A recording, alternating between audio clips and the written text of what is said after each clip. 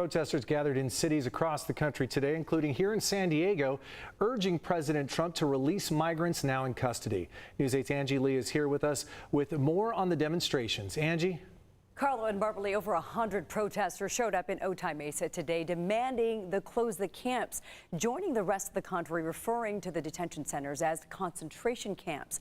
Today's rally was one of nearly 200 across the nation protesting what activists and lawmakers have described as inhumane conditions in immigrant detention centers. Free the children! From San Diego, say it loud, say it clear, to Austin, Texas, it's gone on far too long, to Boston and everywhere in between, demonstrators love, not hate, converged on cities across the U.S. on Tuesday to demand the closure of detention facilities holding migrant children and their families. There is no need to dehumanize individuals who are just seeking a better life, who are running from violence and torture in their own countries. The nationwide movement comes just one day after Congressman Joaquin Castro shot this cell phone video inside a detention center holding migrants.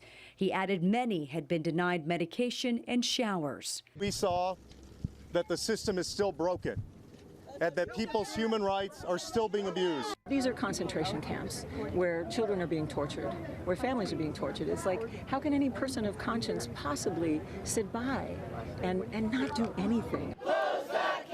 In a unified effort, protesters are asking to close the camps. There are people locked up in cages. If you take a look, they're surrounded by barbed wire as if they were actual criminals. We don't want more funding to hold children in detention. At least 6 children have died in Customs and Border Protection custody since last year.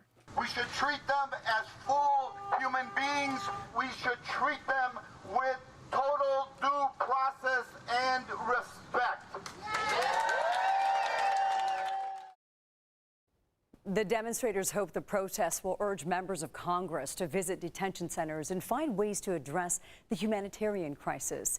Demonstrators we spoke to today say it was not only important to be there, but to show humanity and compassion to those who need it most. Carlo. Thanks, Angie.